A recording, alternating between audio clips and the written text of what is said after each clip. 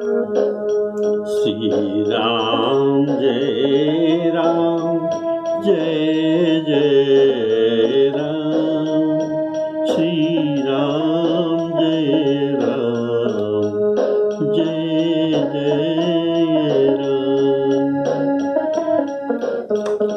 श्री राम जय राम जय जय राम, श्री राम जय राम जय जय राम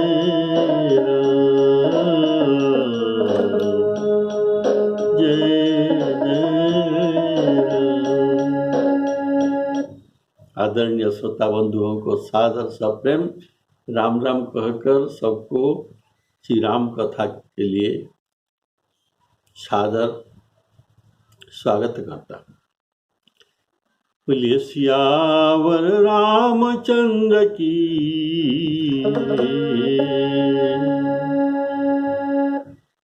आप सुन रहे थे श्री राम जी भाइयों को साथ लेकर उपवन को सैर करने गए थे। उसी समय एकांत समय पाकर सनकादि मुनियों ने ब्रह्मलोक से आए। प्रभु उनको दूर से दंडवत करते हैं और उनके सम्मान के लिए बैठने के लिए अपना पीताम्बरी ओढ़नी बिछा देते हैं।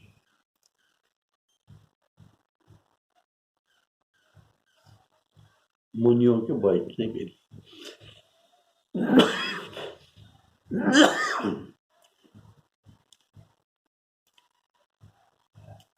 तब जब सनकादि मुनि आते हैं, ये रघुपति श्री रामचंद्र जी का अतुलित छवि को दर्शन करने लगे। छवि ऐसा है कि जिन छवि का तुलना नहीं है, इसलिए अतुलनीय छवि है। उनका मन सदा ब्रह्मानंद में लीन रहता है। ये सनकादि मुनि जो ब्रह्मलोक में आए हैं, लोक से आए हैं, उनका मन सदा ब्रह्मानंद में लीन रहता है। अब जब राम दर्शन करते हैं तो उनका मन फिर ब्रह्मानंद को वापिस न जा सका, अर्थात वे उनके मन में और ब्रह्मानंद में लीन न कर सके। उनके मन को फिर ब्रह्मानंद में लीन न कर सके। वे अपनी ज्ञान के बल पर अपने मन को ये काबू में रखने का खूब प्रयत्न किया, पर मन स्थिर न हो रहा सका। कारण ये राम जी का दर्शन में परमानंद का अनुभव कर रहे थे। इस परमानंद के सामने उनका ब्रह्मानंद फीका पड़ गया। ये राम दर्शन में इतना तल्लीन हो गए कि अपना शरीर का सुध बुध भी भूल गए। ये सनकादि मुनिया ये सर्वत्र जा सकते हैं। अतः ये देखे हैं क्षीरसाई श्रीमन नारायण भगवान का भगवत रूप देखे हैं, पर अब उनकी छवि राम जी के छवि देखते हैं तो राम छवि की तुलना को न पाया। ये नारायण का छवि राम जी के छवि का तुलना न पाया। कारण रघुपति की अतुलित छवि है, अतुलित छवि। वे मन में ये मन को रोक ना सके। इसीलिए श्री राम जी का प्रणाम करने पर भी सनकादि मुनिया उनका आशीर्वाद भी नहीं दिया था, क्योंकि इनका मन इनके काबू में नहीं था। इसीलिए आशीर्वाद देना भी भूल गए और न उनके ये जो कुशल प्रश्न पूछा। राम जी ने उनको कुशल प्रश्न पूछा, लेकिन ये मुनिया कुशल प्रश्न पूछना ये भी भूल गए।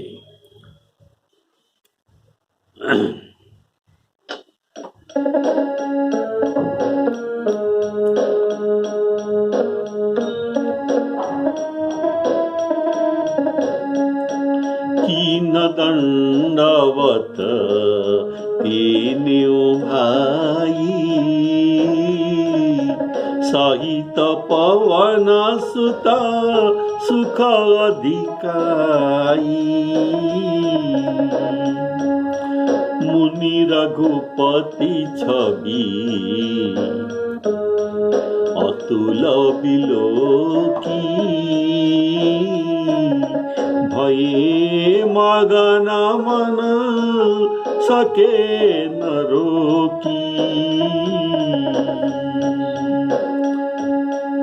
श्यामल गात सरोरुह लोचन, सुंदरता मंदिर भव मोचन। तो अब क्या हुआ? मुनि रघुपति छवि अतुल बिलोकी, भये मगन मन सके न रोकी।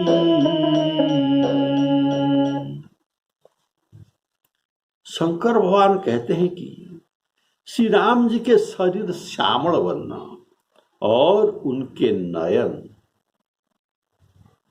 श्री राम जी के नयन कमल के समान है,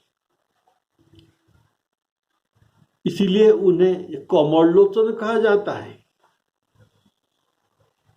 लेकिन श्री राम जी की नेत्र को गोस्वामी तुलसी जी महाराज केवल कमलोचन कहते नहीं, पर श्री राम जी का कर भी कमल है, कंज अर्थात कमल, पद भी कमल है, लोचन तो कमल अभी सुना, और मुख भी कमल है, और उनके शोभा ऐसा सुंदर है कि अगर असंख्य ब्रह्मांड के एक एक ब्रह्मांड के सुंदर पुरुष कामदेव है, एक एक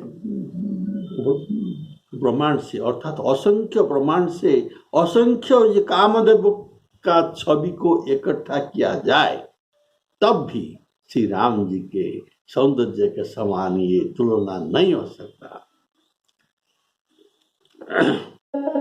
गोस्वामी जी कहते हैं श्री राम जी के पद भी कमल है, मुख भी कमल है, लोचन भी कमल है, और हस्त भी कमल है। श्री रामचंद्र कृपालु भजु मन, हरण भव भय दारुण। श्री रामचंद्र कृपालु भजु मन, हरण भव भय दारुण। नव कंज लोचन कंज मुख कर, कंज पद कंजारुण। श्री रामचंद्र कृपालु भजु मन, हरण भव भय दारुणम। सभी को तो जो कमल का उपमा दिए, फिर प्रभु कैसे देखते हैं? गोस्वामी जी लिखते हैं कंदर्प गणित अमित छवि,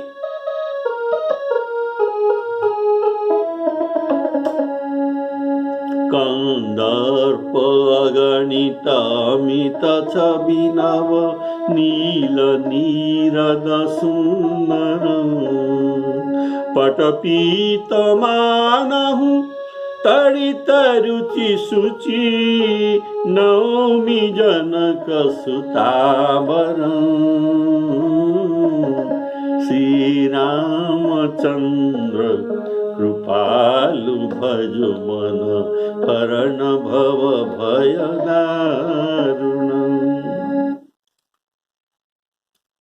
किसी का रूप में आसक्त होना, किसी का रूप में आसक्त होना, ये भव में पड़ना होता है। आसक्ति संगात संजायते काम कामात क्रोध अभिजायते क्रोधात भवोत्सम इत्यादि बहुत बात है। इसीलिए किसी का रूप में आसक्ति न होना चाहिए।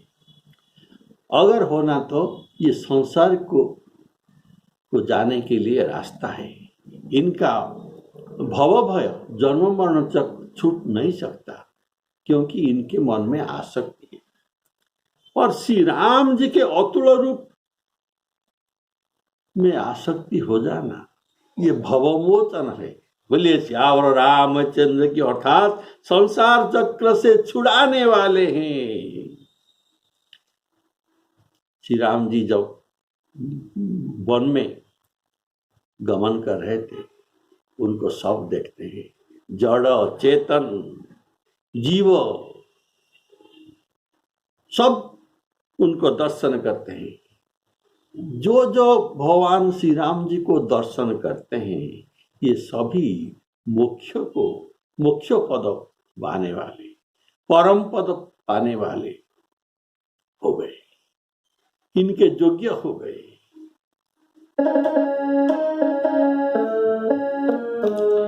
जड़ चेतन जग जीव घनेरे, जे चित ये प्रभु जिन प्रभु हेरे, ते सब भये परम पद जोगु। परम पद के योग्य ये विवेचित हो गए। श्री राम जी की सुंदरता के मंदिर है। श्री राम जी सुंदरता के मंदिर है।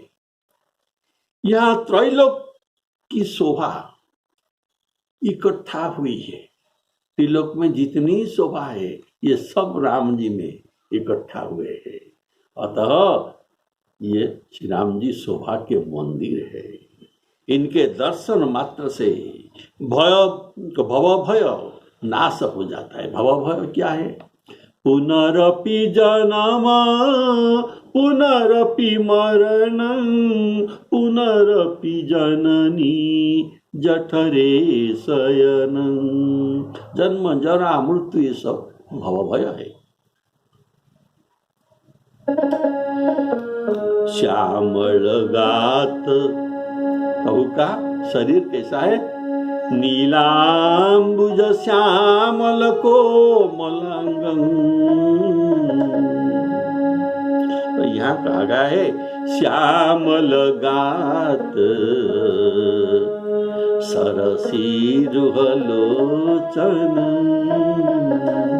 सरसी रुहलोचन कमल लोचन। सुंदरता मंदिर भव मोचन। देखिए, जब जनकपुर में प्रभु गए थे विश्वामित्र जी के साथ, तब जनकपुर के नारियां श्री राम दर्शन करके जो कहने लगे कि सखी परस्पर बातचीत करते हैं, कोटि कामदेव का छवि को ये जीत लिए कि राम जी का छवि कोटि कामदेव का छवि से अधिक सुंदर है, ऐसा उन्होंने कहने लगे। कहीं परस पर वचन सप्रीति। प्रीति के साथ बात करते हैं। प्रीति के साथ बात करने में आंखों से आंसू, शरीर रोमांचित, वाणी गदगद, ये सब हो जाता है। ऐसे अवस्था में ये परस्पर बात करते हैं कि कहीं परस पर बचन सप्रीति सखी न कोटि काम छवि जीती।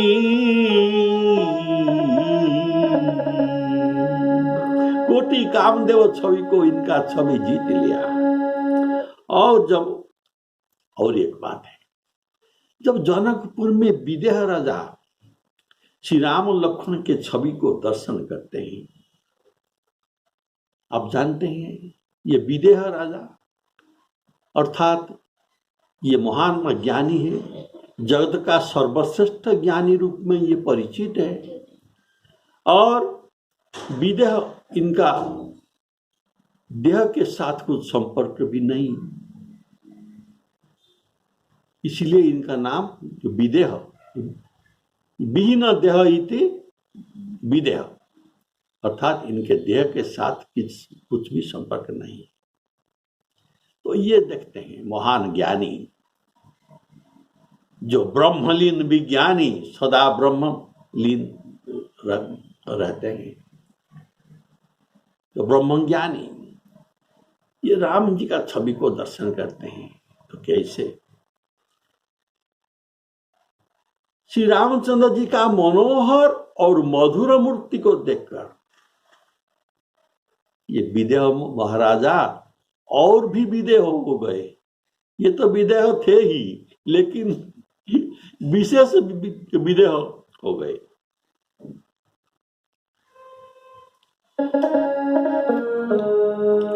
मूर्ति मधुर मनोहर देखी, मूर्ति मधुर मनोहर देखी, भयउ विदेहु विदेहु विषेखी। ये प्रेम में मग्न हो गए। जो ब्रह्मज्ञानी होते हैं ये वैरागी होते हैं, इनके पास प्रेम या अनुराग नहीं है, लेकिन राम जी के मधुर मनोहर मूर्ति देखकर प्रेम में मग्न हो गए। प्रेम में जब ये मग्न हो जाते हैं तब ये सोचने लगे, अरे हम तो ब्रह्मज्ञानी है, हमारे पास प्रेम कहाँ। इसीलिए विवेक तुम ये प्रेम को हटाओ। लेकिन प्रेम हटता नहीं, विवेक नहीं काम करता। प्रेम मगन मन जानी नृप, करी विवेक धरि धीरा, करी विवेक धरि धीरा। विवेक को धारण करके सोचते हैं, मेरा मन तो स्वाभाविक वैरागी मन है, लेकिन मेरे वैरागी मन में कैसा प्रेम आ गया। जैसे चंद्र को चकोर पक्षी अपलक नयन में थकित न होकर आंखों में देखते हैं, ऐसे मेरा आंखों का पलक ये निमेष नहीं गिरता। और ये श्री रामचंद्र में मेरा मन रूपी चकोर और मेरा आंख स्थिर हो गया। सहज विराग, सहज विराग, वैराग के लिए इनका स्वाभाविक वैराग है। कोई ध्यान जप नहीं करना पड़ता है, यह अपने आप ये विराग है, इसलिए स्वाभाविक विराग। सहज विराग रूप मन मोरा, थकित होत जिमी चंद चकोरा।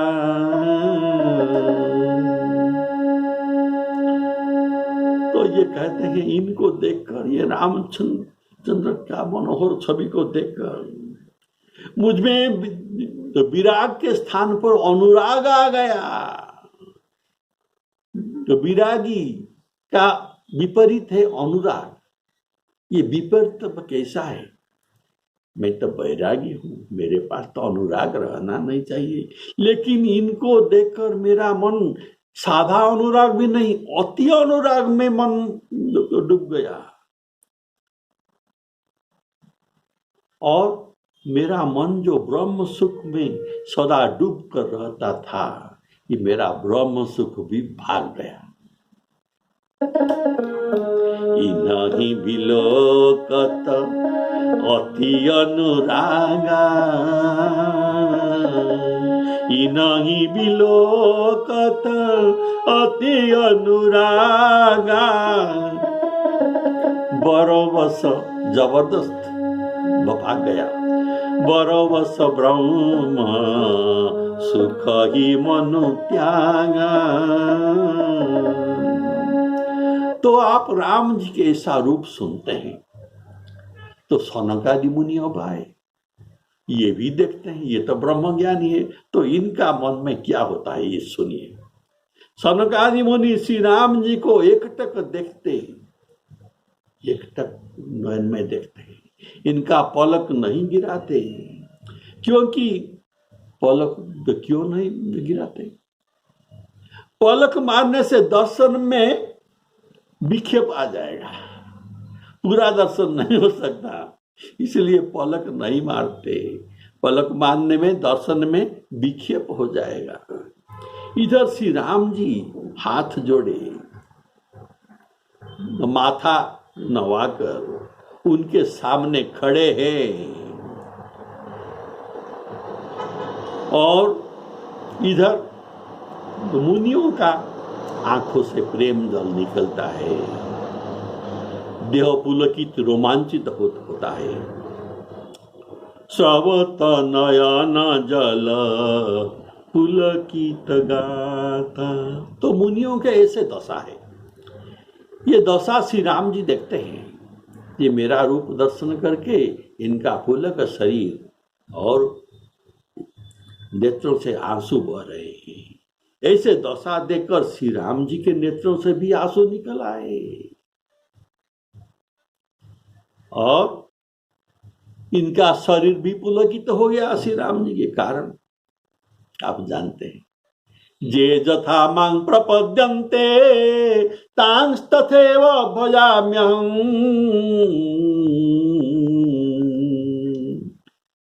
जो मुझे जैसा भजते हैं मैं भी उनको।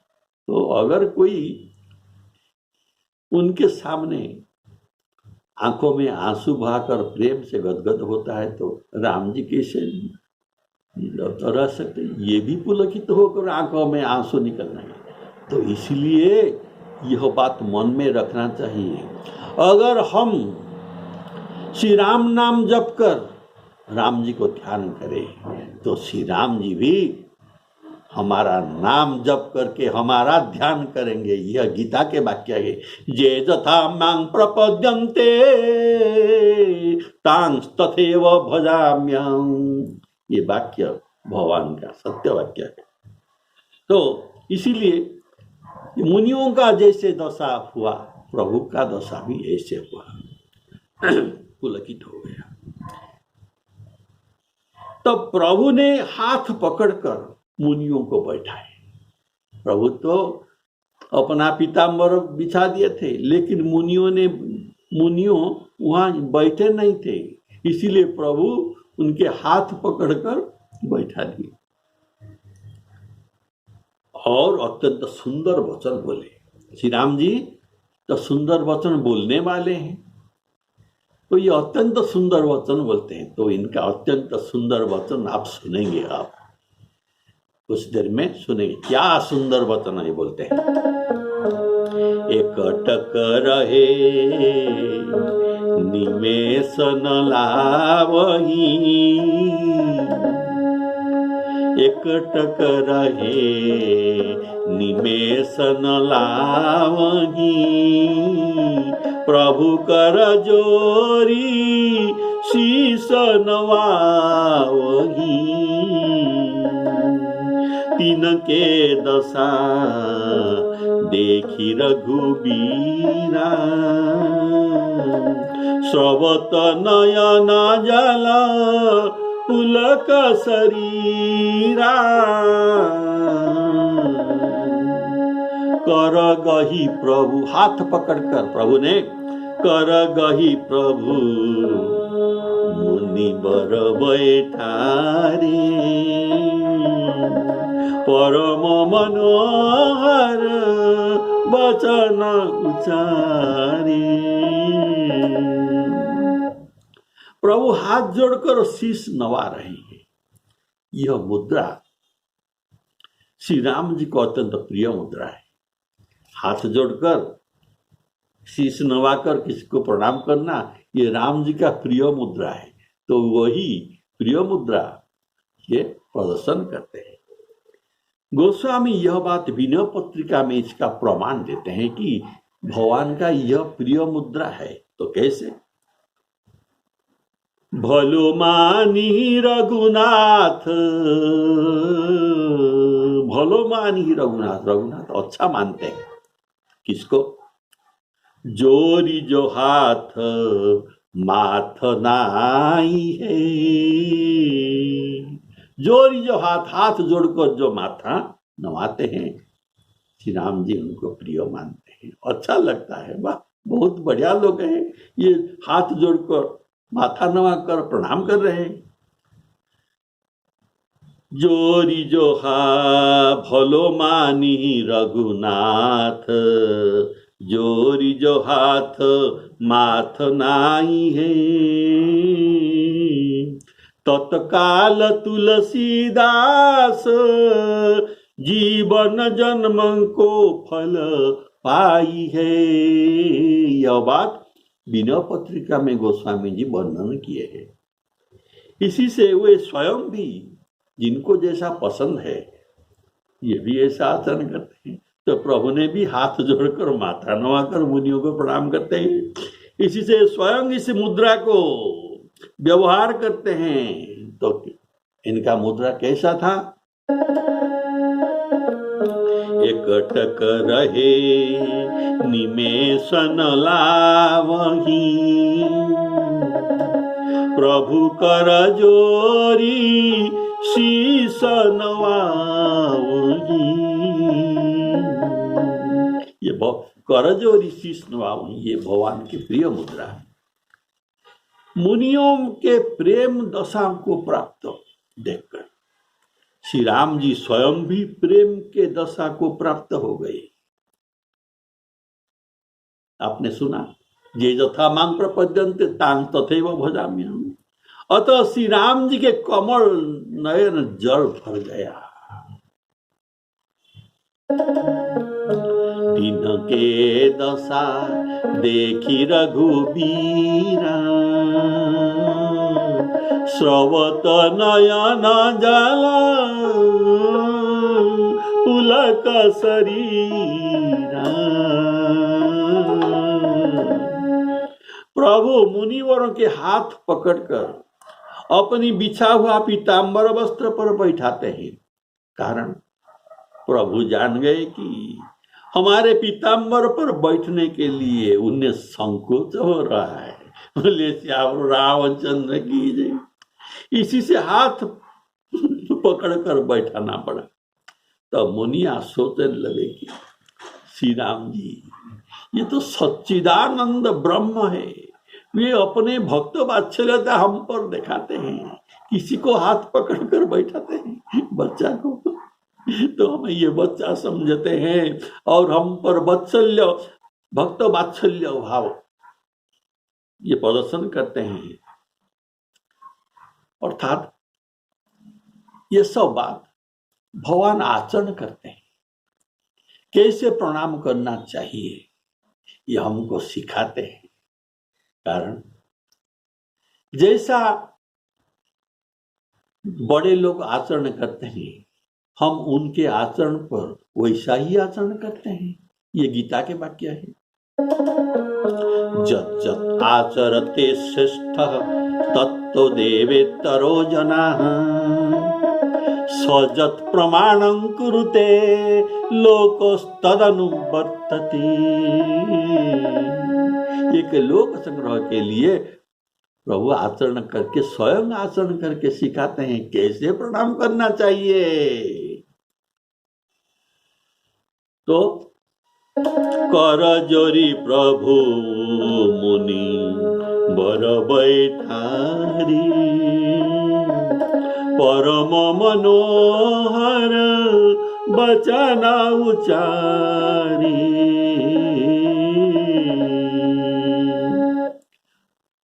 तो मुनियों को हाथ पकड़कर पीताम्बर पर बैठाने के बाद परम मनोहर वचन बोलते हैं श्री राम जी। कैसा मनोहर वचन सुनिए। श्री राम जी कहते हैं, हे मुनीश्वर सुनिए, आज मैं धन्य हो गया। वाह, भगवान कहते हैं भक्तों के आगे, आज मैं धन्य हो गया, आपके दर्शन से मेरा पाप नष्ट हो गया। ये क्या परम मनोहर बात नहीं है? पाप नष्ट हो जाते हैं कैसे? नहीं तो आपका प्रभाव ही है। कैसा जो पाप नष्ट होता है? उन्होंने पूछा तो भगवान ने कहा, ऐसा संतों के प्रभाव है, इनके दर्शन से पाप नष्ट होता है। गोस्वामी जी लिखा है, संत दरस जिमी पात कटरई।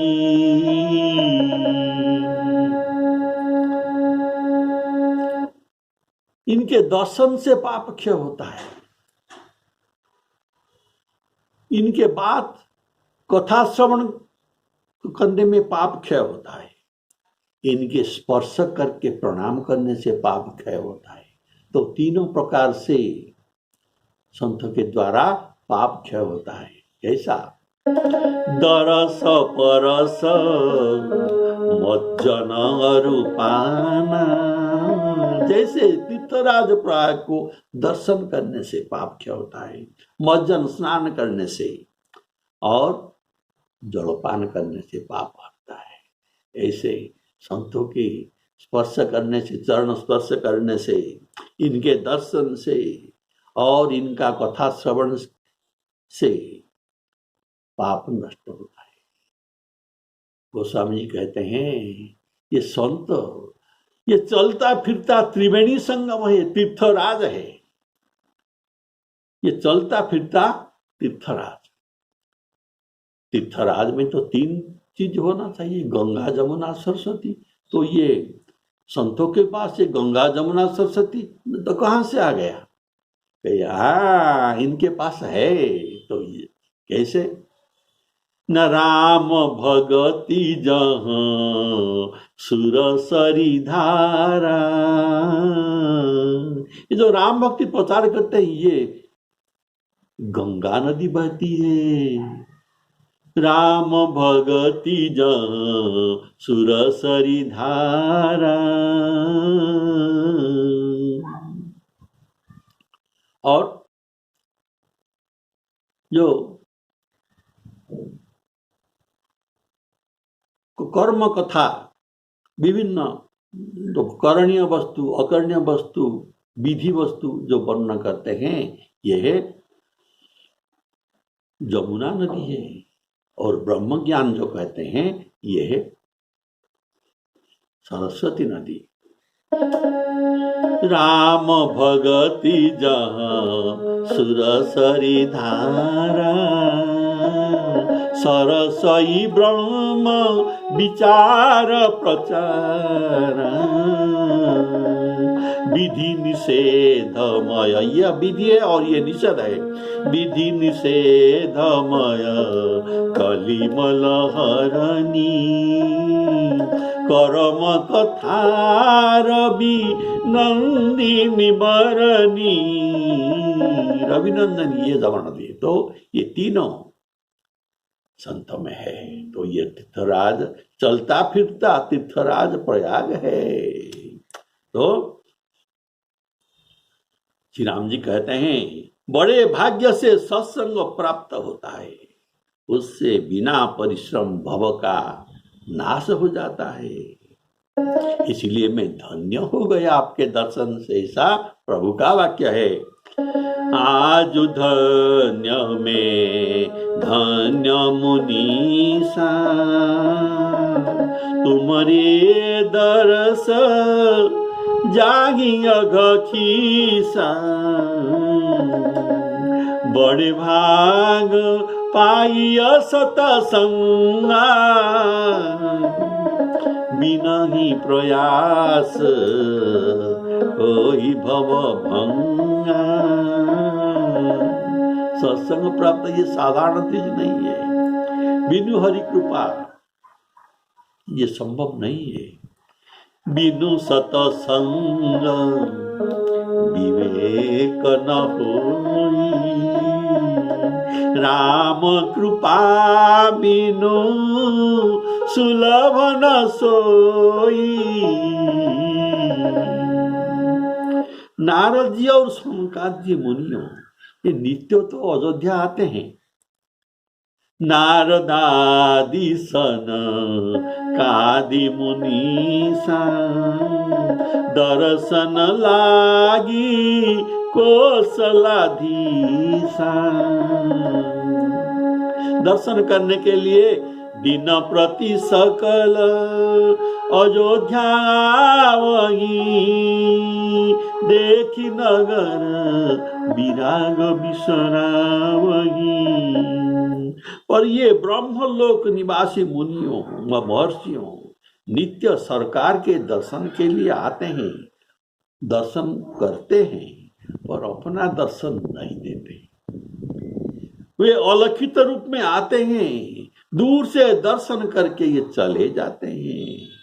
आज उनका प्रभु से वरदान मांगना है, इसीलिए सुंदर अवकाश पाकर आकर जो प्रगट रूप में प्रत्यक्ष उनके सामने आए। बोलिए श्यावर रामचंद्र की जय। तो ये सत्संग का बात है, ये और भी कुछ गुड़ रहस्य है, आपको अगला एपिसोड में सुनाऊंगा। श्री सीताराम अर्पणमस्तु।